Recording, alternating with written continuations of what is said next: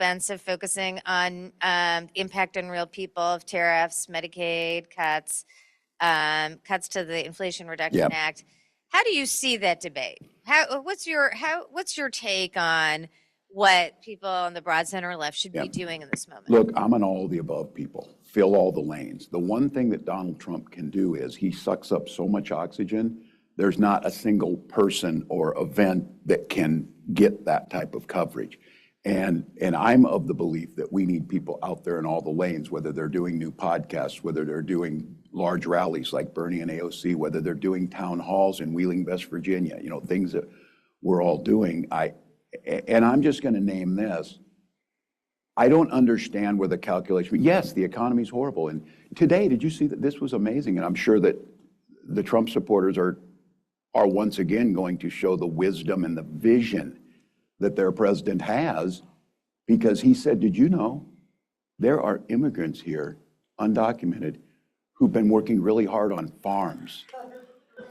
And they're doing the work, and if they don't do that work, it's hurting our farms. So he's going to suspend that and maybe in the hospitality, you know, space of this. But my take, yes, we should be talking about that. We should be talking that prices haven't come down. We should be talking about the situation in Ukraine was not over on day one, and now we have an expansion that is incredibly dangerous in the Middle East because nothing has been achieved there. But my take on this is how can we then say, well, we're focusing on this, and there's basic human rights issues, because I've been criticized for continuing to say we need to protect the trans community because they're coming for them. They're going, and it doesn't weaken the argument that the economy's bad. So and look, if that's my lane, then I think we should fill it. If there's another lane that is pushing back and giving an alternative, that should be filled. And it's one of the reasons why, you know, that I think every time they do a press conference, we need that press conference. And you know, they try and make it all spooky. Those who know their history and things, the British with, you know, with the shadow cabinet, the shadow government or whatever, we need to be making what the alternative is, which well, I think we may get to this. All of this is something, but that's all fine and dandy, but people voted for that. Now, how do we and what are we not doing why they didn't vote for us? And I would argue that the many weaknesses that Donald Trump has, the most glaring one is he is incompetent at governing, and we have to be competent at governing. We have to deliver policies that improve people's lives in the short run, not just the sugar highs of I'm going to deport, you know, your neighbor or whatever it is. We have to show that, look, this improved quality of life. This made childcare more affordable. This made your school safer. This fixed the roads and bridges. And I'm a big believer that right now it's about competency and compassion being together. Everybody needs to fill these lanes with the message. And again, I don't think we choose between our core values, compassion, kindness, everybody being included, and highlighting that cutting Social Security is ridiculous, Medicaid's ridiculous, and here's the outcome. Great. So I'll follow up on that with, as we think through the path forward, you just went through a budget experience and passed things that are solving problems. You know, you touched on this, but just to drill down, as you see, you know, we believe very strongly in opposing what the Trump administration is doing, but also building an alternative agenda to give people a choice between two visions of change. How do you see that, given your experience in Minnesota just this week? And how would you, you know, if people ask you what we should do going forward, what's your answer? Yeah, we passed a budget at 2 a.m. on Tuesday night. Our session ended May 19th, our regular session. We don't have full-time legislators. Our fiscal year budget starts July 1st, so we were moving towards shutdown. We were moving towards layoff notices, and you know, you get into this. But here's the reason for that, and the reason that I'm optimistic and I think it's a better model. Minnesota is truly a purple state. Now, I am super proud that we are the only state since 1972 that have voted for a Democratic candidate for president, the only one, because where all the rest of you got it wrong, we voted for Mondale, and we voted for Mondale. So, but we're divided. Our legislature always hinges on one or two each way. As governor since 2019, I have had in those 6 years, 4 of them split and 2 of them where we had the majority. And I will go to the split one where we compromise and get a budget done. This one, we have the most narrowly divided legislature in the country. The House is tied 67-67, and the Senate is 34-33 with a 1-vote DFL majority in there, which means it was 101 to 100. And I lovingly say this because I was a friend with Senator Manchin. Every one of them thought they were Joe Manchin. Everything was a veto. Everything was shut down. If I don't get a new dairy road in, dairy barn in this district, I'm shutting you down. And so it was super complicated, but here's what happened. We passed a balanced budget that left a surplus on. We looked over the horizon. Minnesota budgets in biennium budgets were constitutionally required to balance the current biennium the next 2 years, but we did the next 2 years after that, and then we looked out with some of the structural imbalances where there were cost drivers that were increasing too much. We were able to put some curbs on those. Democrats curbing government growth in a responsible manner, and to do so, Republicans voted for some tax increases, which I thought hell would freeze over. Now, there were some bad parts of it. We had to compromise because Minnesota's a state. We were top state for health care. Mayo Clinic, top state for getting people out there. We also provide and believe health care is a human right, so we provided it to undocumented people. And what ended up happening is the Republicans said, we will shut the government down and you will not get a single vote. And there is no way you can pass a budget. And they were unified. I fought with them for months and months and months and months. And at the end of the day, I said, we have got to leave children on and any new children coming. And we compromised that next year, undocumented adults will come off. Now, as all of you know, it's federal law. They'll just go to the emergency room. They'll get less care. It'll be more expensive. It will be, it's not the right way to go about it.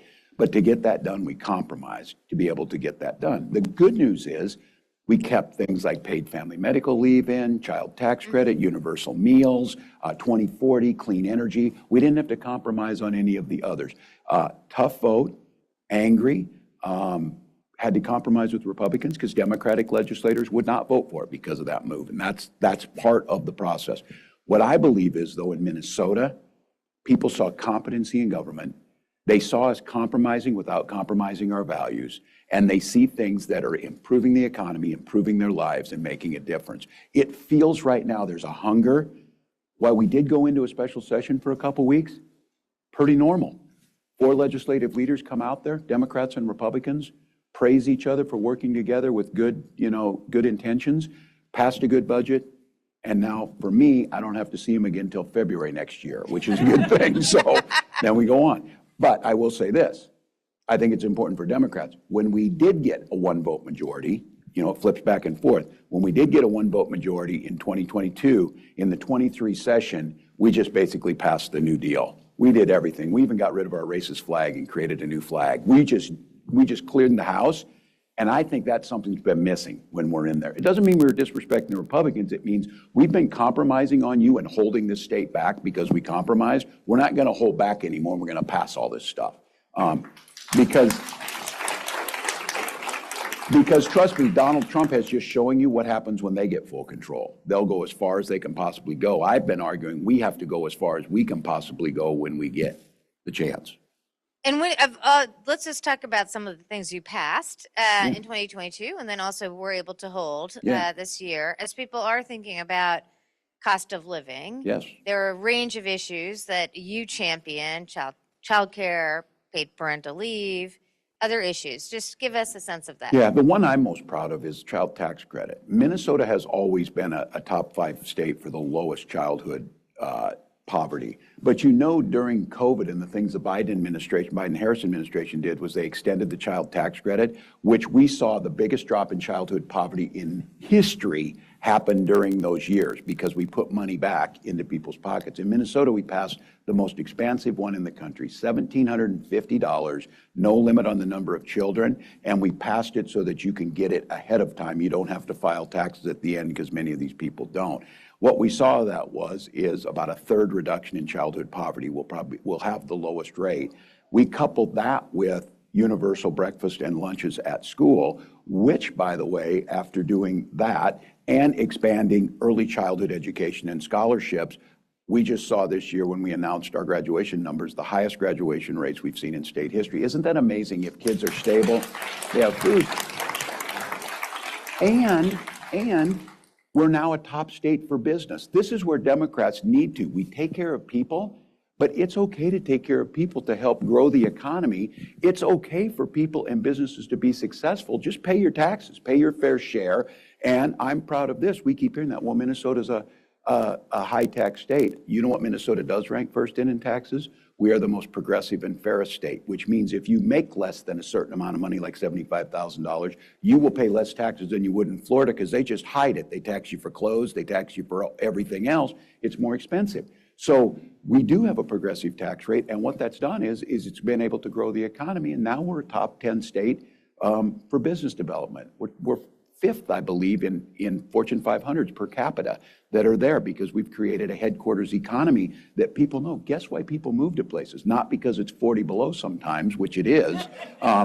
They move there because they've got good schools, safe neighborhoods. They've got now 12 weeks paid family and medical leave. They've got earned safe and sick time. And we're a state that we set 2040 as carbon-free electricity generating, and everybody says you'll never make it. They're right. We're not going to make it. We're going to make it in 2035.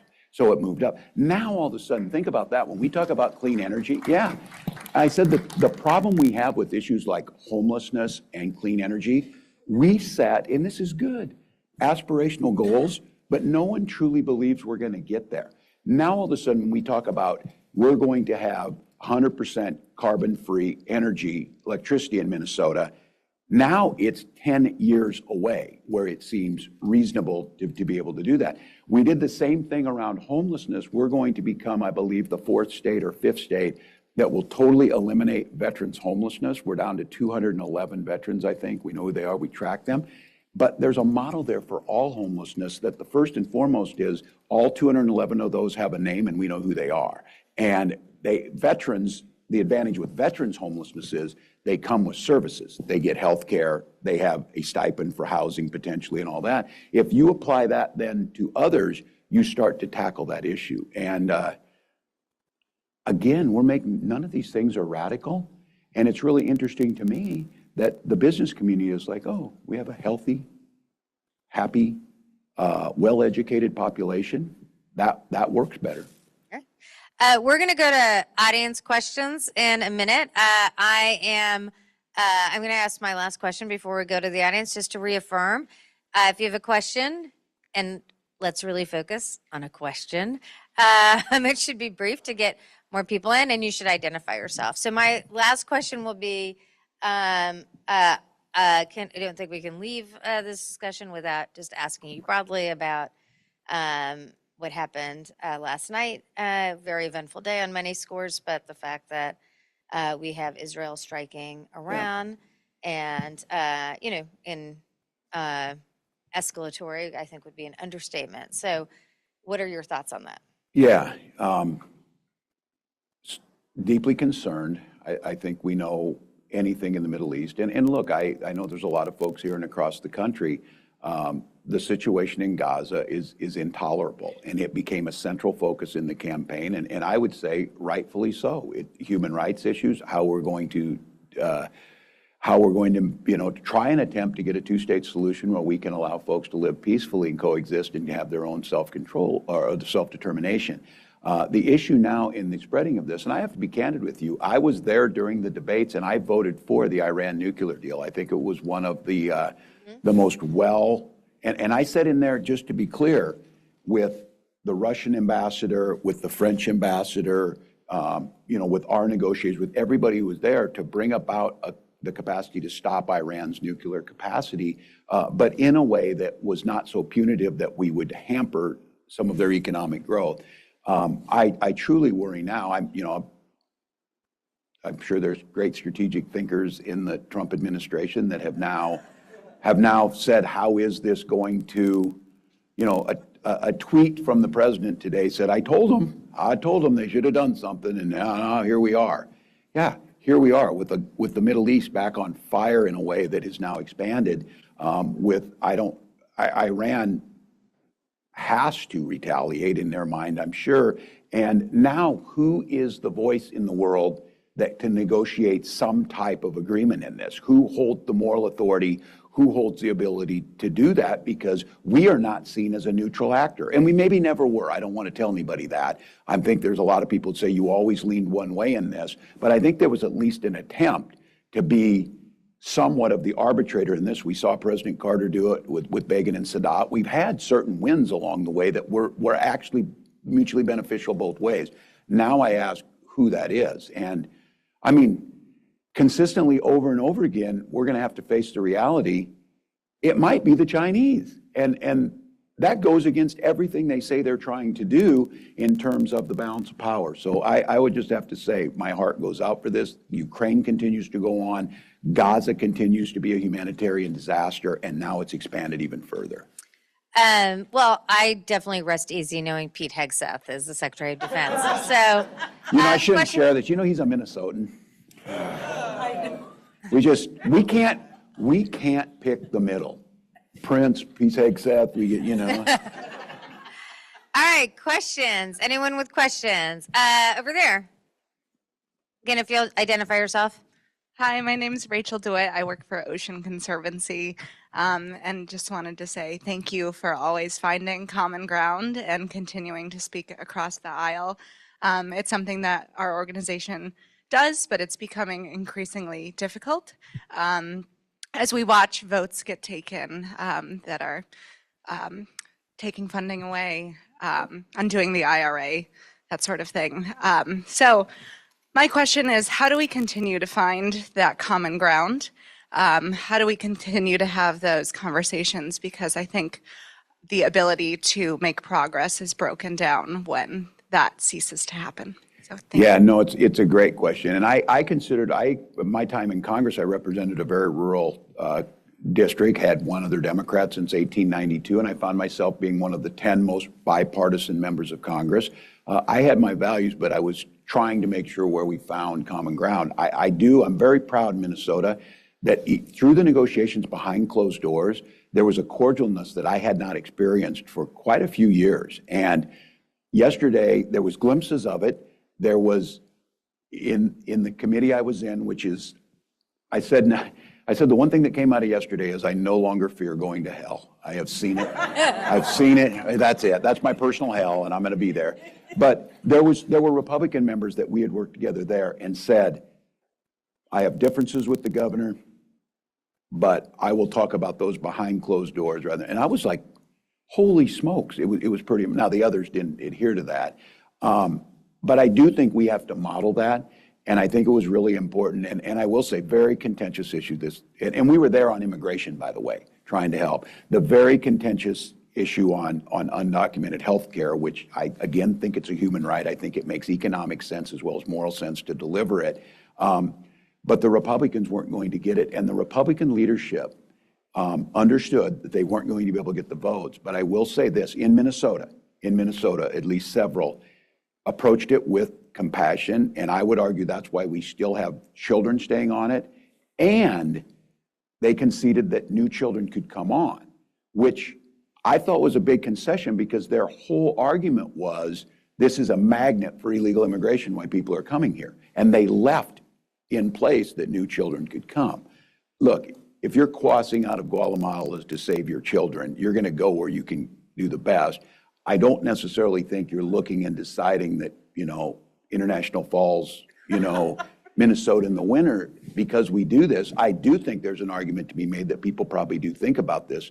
Places where I'm not going to be demonized and I'm going to be treated like a human being. So I don't totally dismiss this idea, but it's not about a magnet. It's about making yourself attractive for folks who want to. And our whole argument yesterday was, we fully agree with you that we need immigration enforcement. That's why we asked you to pass the bipartisan bill that did it humanely and created a path towards citizenship. Instead of going in and taking gardeners off the streets or raiding and setting at a school, we want you, because they continue to tell stories about someone who's undocumented creates a horrific crime. I don't think you'll find a single person in America who thinks that's okay. It's horrific. The problem is, federal government's job is to stop that, not the states. And by giving people things like health care or driver's licenses, I never understood the opposition to this. And I'm really proud that, like the Sheriff's Association said, oh my God, you got to get people licensed and trained if they're going to be on the road, because guess what? They will drive whether they have that license or not. And so I think finding the common ground, I think I'm not, pie in the sky. It was a brutal, debates we had, but they were done with more dignity and collegiality than I would have expected. And I think, to be candid, I think for Republicans, very difficult to be bipartisan right now because they don't fear losing to a Democrat. They fear primaries. And I had legislators in Minnesota stand up and do the right thing, and they may get primaried for it, but it's the right thing. Great. Over here? Right over here?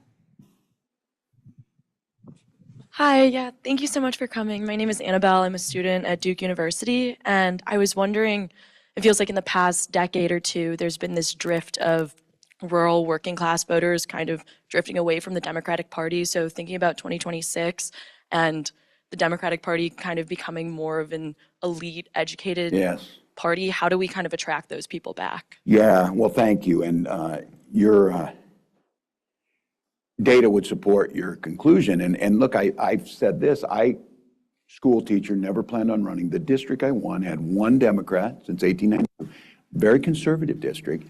In 2008, I won that district by over 30 points. In 2016, I won it by less than 2, but Donald Trump won it by like 18, I think. And there was just this shift and this drifting away. Republicans very clearly separated us, real America versus the big cities run by liberals. And then they tell people it's so dangerous there. So now you have folks who are born in cities are afraid to go to small towns. Small town people are afraid of the cities, and he successfully divided us. And I take this, especially in, we call it greater Minnesota, rural areas where I grew up. They paint me as elite. I grew up in a town of 500 people, 24 classmates, 12 cousins, went to state school, and I can't. They don't see me. They sided with the billionaires, which I think is history's going to write about this, how middle class and working class folks believe that the problem was other poorer folks or poorer than them that caused this, rather than a massive shift of wealth, unprecedented in human history, just simply asking for a fairness that would truly benefit folks. We have got to make it clear, like when I was growing up, you knew this. Democratic Party, oh yeah, they're the labor folks and the workers. Republican Party, they're the country club and the business owners. Not a total, certainly it's a little overgeneralization, but not too bad. Now when they asked a woman down in Georgia, how did you describe the Democratic Party? And she said, deer in the headlights. And she's probably not such a bad one. So I think for us, it's delivering on those middle class things, showing that we can competently and compassionately govern, getting results. And I do think there's a little bit of this, and I'm taking a little heat over it. I think the Republicans have capitalized and taken our kindness for weakness, and there has to be a little more of standing up. That's why I think, and it's not like, their thing. I had this like 7-foot dude who he's like a retired professional wrestler, like challenged me to a fight. And I'm like, no, but what I mean being tougher is what we need to do is, like you saw Governors Pritzker and Hochul stand up and say, yes, we protect those less fortunate in New York and Illinois, and we're not going to let you bully them. We will stand there. That's what I mean. I think there needs to be a more robust Democratic Party, and I don't think always sternly worded letters get it done. And so that's why I'm convinced we got to everybody's got to do what they can do, but they've taken this weird, like almost physical strength thing with, UFC wrestling, all this kind of stuff. We have to have a robust strength of morals, values, sticking up to those less fortunate. That's why I think it's a mistake to focus just on economics and allow trans children to get bullied or something. I think they have to go in we look weak if we don't do it. So, great question. We're going to go to an online, because I do want to say we have tons of people online. I did want to specifically follow up on this question because I wanted to kind of delve into part of your answer in which you said, this is kind of a crazy con, right? That, where people have been convinced. And I guess one question I have for you is, if you step back and look at the policies of the first 5 months, when you combine the tariffs and the reconciliation package, just to nerd out here, if you look at the distribution, this is a set of policies that tax working class people in losing their health care, and working class people will bear the burden of the tariffs disproportionately. When costs go up, they pay for it. And the tax cuts are obviously very skewed to the wealthy. So I also think in this And all the moment, services shrink. yes, and 16 million people will not have health insurance that would otherwise have it after this reconciliation package if it passes. So is that a new opportunity for us? How do we focus on that? How do we make that case of who we're standing for and who they're standing for? Yeah, you talked about the Great Con. On a local level, you see this especially in small towns. The budgets get really tight and they have to make some decisions. And I saw one that they had to decide, and the people who were elected to this said, we're going to make a tough decision. We're going to have to close the municipal swimming pool. You know who doesn't care about that? People who have a swimming pool in their backyard. And trying to make that connection. So I think we have a problem with this in that the tendency is to jump to, what's wrong with these people? They voted against their own self-interest. I approach it as a teacher a little bit. When I would teach a lesson and half the class wouldn't get it, I didn't just jump to the conclusion half the class wasn't very smart. I assumed that they don't learn the same way. Maybe they were auditory learners. Maybe they were kinesthetic learners. Maybe there was a different intelligence at work, and I might have to differentiate how I'm delivering that lesson. I'll make the argument that I think the Democrats look for a quick message or whatever to teach to one group and get it fixed. Our message has to be more diverse. You can't just say they voted against their own self-interest because they're telling us for some reason something in there motivated them to do that. But I don't think we can let it stand because that is a highly unpopular bill. Like in my state, I partnered with the largest hospitals. I partnered with advocacy groups. I partnered with AARP. I partnered with Children's Defense, all of these groups. And we went out there and just laid it out in a nonpartisan manner. And what came out of that was Republican legislators sent a letter to Republicans in Congress and said, don't vote for this, it'll hurt our communities. Reconciliation bill. Correct. Yes. Correct. And now all of a sudden you have a change of dynamics where it's becoming much more personal. And now Democrats need to seize upon what would we do about that. And I think the immigration debate is a good one on this. I believe we lead with our hearts, we lead with compassion, but we let them own that issue. And it was fascinating yesterday that I think the three of us, the governors of New York, Illinois, and myself, making the case, we comply with federal law. If someone is arrested and convicted, and they're a convicted felon, before they are released, we call DHS. That doesn't make us horrible people. That has us following federal law. But what we don't do is, when someone has not had due process yet, we don't call ICE, we don't call DHS because they haven't gone through the process yet. And if we do call DHS and they don't come, we're not going to hold them forever waiting for you to come because they've gone through their due process. They've served whatever they needed to do in Minnesota.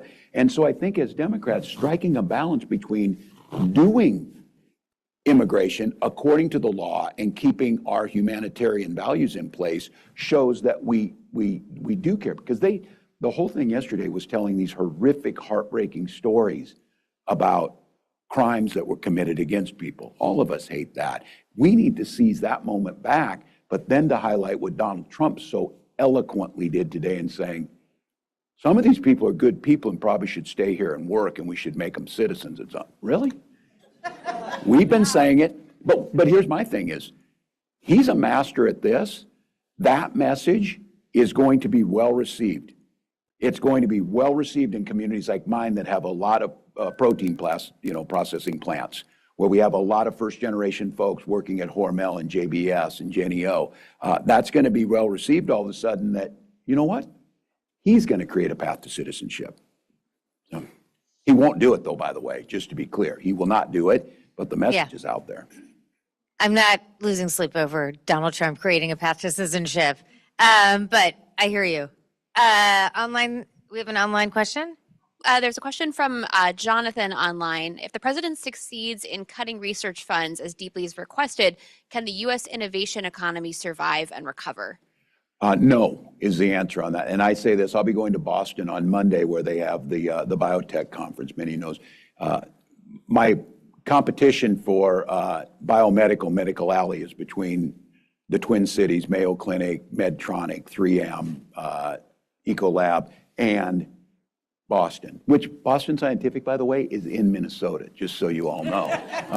But that innovation economy is everything to us. MedTech, we go and we do the trade missions. And we were in the Netherlands a while back and working with Philips, and now Philips creates a factory in Minnesota. And it's all of you in this room, you know it. It's creating that, and it was the investments over time. At the core of all that is the University of Minnesota and the research dollars and the federal government. 3M, Minnesota Mining Materials came right out of the University of Minnesota, as many do. And so the attack on higher education, the attack on foreign students, the attack on the innovation, the attack on that, we're very proud. We're one of the highest patent areas in the country, and we do that. We're not going to do it with white Scandinavian people alone. We're old, and birth rates are lower. We do it by attracting immigrants to the community. We do it by attracting talent globally, and what they're doing, and then couple that with NIH grants going. A place like Mayo, I don't know the exact number, but it's hundreds that they have working on, the world's greatest medical institution. And while they have resources to do some of it, states and Mayo alone can't do it without the federal government. And so, yes, it's going to have catastrophic. I don't see any way if we close our doors. I just saw, somebody correct me if I'm wrong on this, I just saw that the entire governing board of Fulbright resigned. Is that correct? Yeah. Well, there you go. That'll work out well. So. And then the targeting of the universities as well. Absolutely. Question here? And just identify yourself. Hi, my name is Eli Goldstein. I'm a student at American University here in DC. Thank you for coming. My question is, currently there's a lot of debate about abundance versus populism.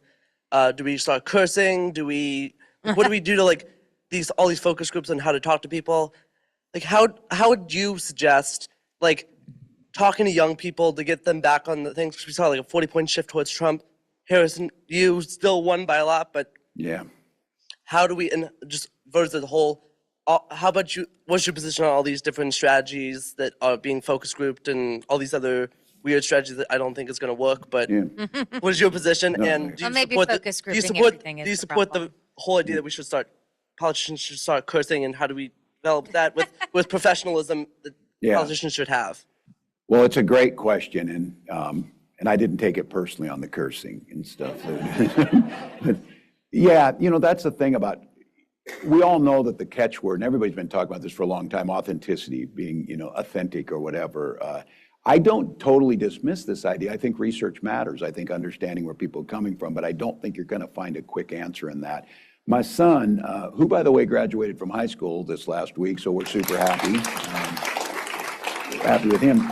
He told me, he said, Dad, a lot of, especially young men, he said, they're not really voting on the policies. They're voting because it's just kind of fun on the other side. And it's I'm not telling you that we should turn our politics into a circus, but the circus is working a little bit on the other side to a certain degree. We have to have a reason to pull people in. We have to have a reason. And I think the argument I've made is what Donald Trump was so successful as is that he understands in a more impersonal society, a society that's disconnected more than connected by technology, he understood kind of that sense of being part of something. And I as a high school coach, I didn't care. I wanted him to play football, but I also did the plays. And we also wanted him to be in concert choir and speech and debate. Anything that kept somebody involved in their community. High schools are a microcosm of what our communities and society look like, and people want to be something. We lost a lot of people. I think a lot of young men in this disconnect or whatever are trying to find a home. Trump gets this. He provides them a uniform, red hat, stuff, flag or whatever, provides them some of the talking points they're on, provides them a mission, provides them a sense that they're being part of something. And that's why I come back to, how do they think that about the Democratic Party? Do they feel like there's a place for that? And so, my political consultant, Gus Walz, tells me, they're movable. History will show us this, though, and I think the data shows us this. They vote a certain way a couple times, it gets a little harder.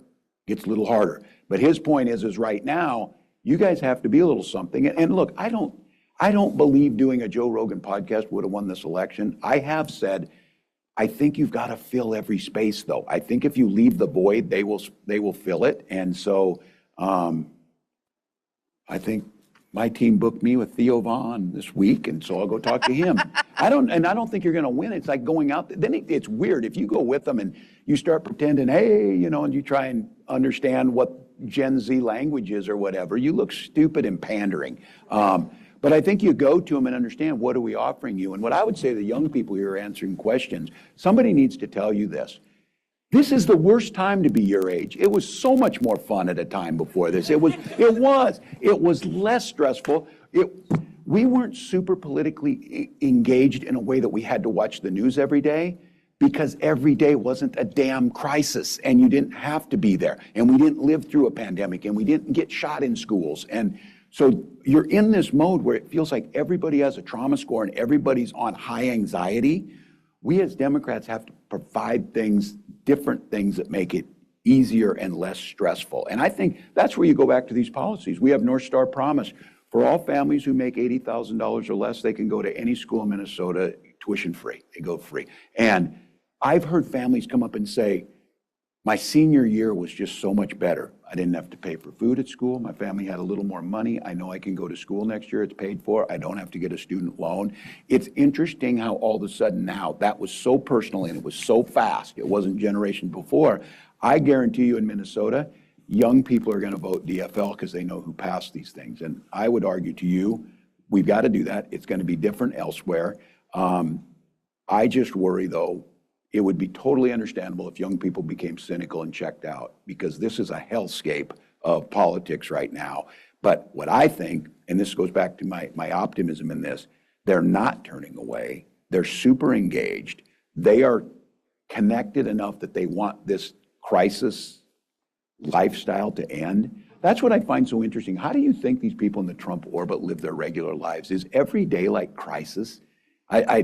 People want some stability. They want some predictability. They want to know. Some of you in here know that my happy place is remembering where you wouldn't even hear about the president for like 3 weeks in a row. Oh, what's he doing now? I thought that might have been my strongest closing argument during the campaign. If you elect us, you won't have to see everybody on TV every damn day, and stuff will be done by professionals who are there because of their expertise, not because they can yell at somebody else. So I still think there's an option. I think we need to listen to folks. I think we need to give them a vision of a better future, because I'm really worried. Imagine someone who was born, this group that's 25 or so that watched their parents go through the Great Recession, watched the first Trump presidency, watched COVID, witnessed, the murder of George Floyd and, the rise of us trying to come to grips with inequities, and then the rise again of this, and then you're watching LA, you're watching Senator Padilla, that's a lot. And I think the rest of us need to figure out a way to give them a better path forward. That you can only watch so many apocalyptic movies, and then you want to watch a dog coming home movie and a happy one. I want us to be the dog coming home movie. Way back over there? Yeah. You're going in the totally wrong direction. Hi, Governor Walz. Thank you for being here. My name is Logan McDonald. I work at CAP. And you kind of touched on it earlier. You have continued to be a thought leader in this discussion post-election and everything. And as someone who works in this space, has worked on elections and identifies as queer, really seeing the targeting of the trans community by leaders in our space is so disheartening. Yeah. They are turning our back on us and the people who uplift them. So what is your message to us and the party who identify somewhere in the community or our allies? And then what is your message to those leaders who are turning their backs on us? Yeah, and I've said it and got in trouble for it, that I said, shame on any of us who turn our backs on folks. I think we have to name it and recognize this might be the most dangerous time, especially for the trans community. Dangerous in terms of just the mental health challenges that are on that. We know that the suicide rates are much higher, but violence amongst. And then those who will say you focus too much on this. And look, that ad that Donald Trump did was despicable, but I myself think because the target group he was going for, every football game I watched on Sunday afternoon, if I could catch one, was on there. Donald Trump's for you, they for their, them. And I always approach this, the basic humanity of it, but I still think the best message on this is the queer and trans community just want to live their lives and be left alone. And it goes back to me not being flippant and saying, how difficult is it just to mind your business, they'll mind theirs. And that's where we're not in the space where they say, don't make it a top priority. And I'm like saying, well, somebody's life's a top priority. It matters to them. They're seeing where we're at. I think it's ratcheting it back down where we were getting to that point and the Republicans figured out that it was a good attack. They brought it back. They first, they moved through everything, the LGB, they moved through that community. And then all of a sudden, everybody's like, well, you've seen this with Republican legislators. Well, my niece is a lesbian, so I'm okay with it now. It takes a bit coming into the family. Well, it became more, people saw it. I think they saw the trans community because of the smaller number as an opportunity to attack. So I think for us is to first recognize it's a dangerous time. I think it's beholden to states that can to create all the safety net they can, both legally, policy-wise, help, everything else. And I think it's important for leaders because it has a real effect in their communities to stand up and say something, because I hear that from folks saying, look, all I need to do is hear that. But